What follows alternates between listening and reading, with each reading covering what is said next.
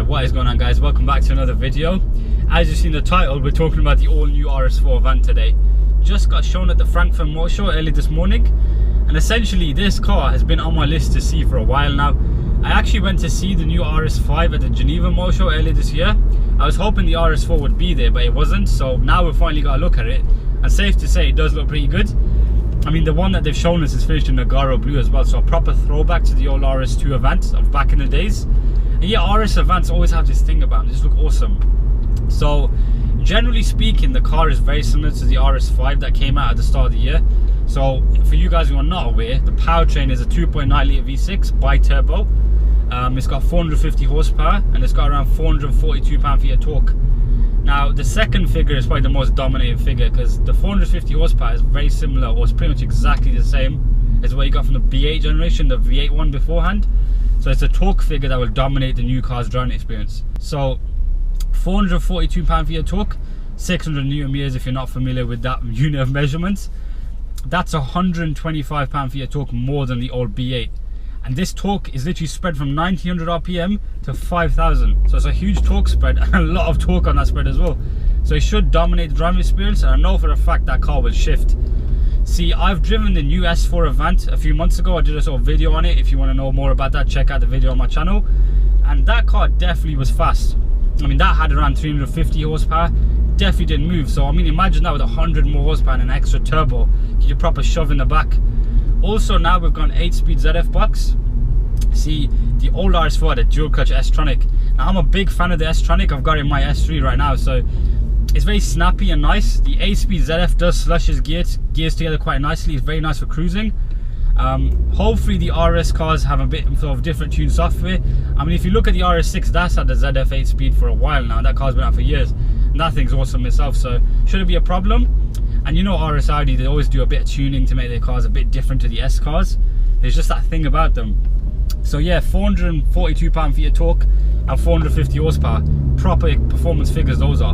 In terms of 0 to 62, 4.1 seconds. We all know that's underrated, because I mean, my S3, I know I'm making this comparison, but this S3 will do 0 to 62 in like 4.5 seconds. So I mean, this is an RS4 we're talking about with loads more power, so it'll easily be in about 3.7, 3.8 range. I can guarantee that that thing will shift. And of course the top speed's 155 again. I mean, if you want to pay money for it, you can get it delimited to 174 miles an hour.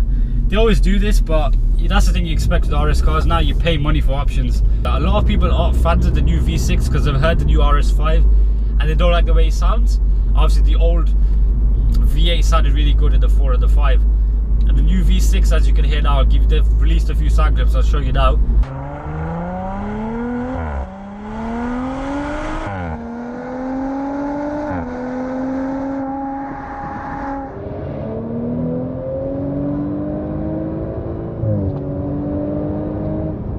I mean, what do you guys think? It definitely sounds exactly like the new RS5, which means that it's quite quiet sounding. It sounds a bit like the S4 that I did a review on a few months ago. But I mean, what can you say, right? As long as the car drives good. Another thing to point out, the V6, a lot of people are forgetting that the fact that the first RS4 that came out was a V6, the B5. So I know the past few RS4s have been V8s, but if you remember, the actual original RS4 was a V6 bi-turbo anyway. So it may be like a modern day B5 RS4. Obviously it won't be as raw, but it's as close as we can get to in today's day and age with all the sort of health and safety and whatever. So there is that. In terms of the exterior of the car, it definitely looks a business. It's got these proper box flares, and obviously they got the little vents as well, just like the RS5. So I mean, they're saying this car is inspired by the Audi 90 IMSO GTO car, the race car from back in the day. I mean, it doesn't look too similar to that car, but of course there's probably some sort of element of DNA in the car. It's an Audi Sport vehicle, so I'm not going to deny Audi Sport themselves. If they say it, they're right, aren't they? So I mean, they made the car. I mean, from what I can see, the old race car had vents in the arches, so maybe that's where the inspiration. But I mean, this is a modern day estate performance car, it's not a race car. So I mean, whatever it is, it's a nice looking thing, and I definitely do like it. The front, we've got the sort of lower apron, just like the new RS5. And obviously now you can put carbon all over it, and I don't know, the cars look really nice. I mean, this one in particular that they're showing us is finished in Nagaro blue, which is now an option on the Audi exclusive sort of paint palette. It's sort of a hark back to the RS2 Avant from back in the day. So I mean, I like the fact that Audi Sport, they're making effort with this sort of stuff, and like they can see that the aesthetics of the car do matter to them. It's not like they're just making the car and that's it.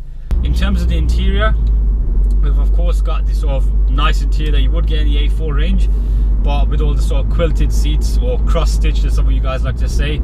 And you've got obviously the RS steering wheel, but the thing is, the steering wheel to me looks exactly like the one I got in my S3 right now. It doesn't seem to have the Alcantara on it, but I'm pretty sure there's be an Alcantara option, because if you look at the RS3 that is, and the RS5, they've got Alcantara on it as well. So obviously the logo is different at the bottom, but right now in the photos that we can see right now, it looks exactly like the S3 steering wheel that I'm holding right now. So it is a bit strange. The rest of the interior, the seats are the same as the ones you get in the S4 as well. So I mean, generally it is a nice interior anyway, you can't really complain. But I would have thought there'd be a few more different touches. Like for example, the gear lever is the same palm rest gear lever that you get on the S4 as well.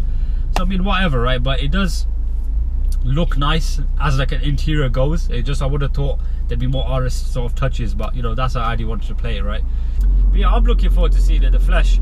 Now, one thing I would like to point out, they've revealed the price for this car, and that is 79,000 euros. So I mean, we haven't got a UK price, but 79,000 euros is quite a lot, especially when you have to put a few options on it.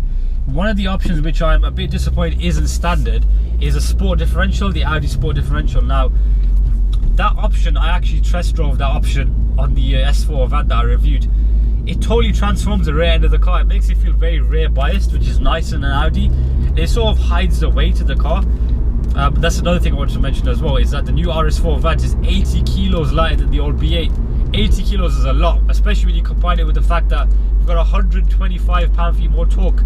It's going to be a totally different animal to drive. It's definitely going to shift. Anyway guys, I think we'll wrap up the video here. That was just like a little brief snapshot of the new RS4 Avant. I mean, I'm impressed with the sort of stuff they've shown. Of course, some of you guys will probably say you're an Audi fanboy. Yeah, I am kind of an Audi fanboy, but I do love other sort of makes as well. I mean, it just looks like a proper RS car, and the engine, I'm going to reserve judgment till I've driven it. I don't like to sort of listen to reviews, to be honest, because reviews are like, you know, some of them are totally wrong. I like to focus what the car's like in real life, so that's the sort of focus on my channel. If you're new to my channel, that's the sort of approach I take. So I mean, consider subscribing if you'd like, and also give the video a thumbs up if you enjoyed it. I want to know what you guys think about the new RS4 Avant. That was part of the reason why I made this video. So yeah, let me know in the comments what you think. But yeah, anyway guys, I'll leave you guys to it. Carry with your day, and yeah, just take care, and I'll see you next video. Take care guys.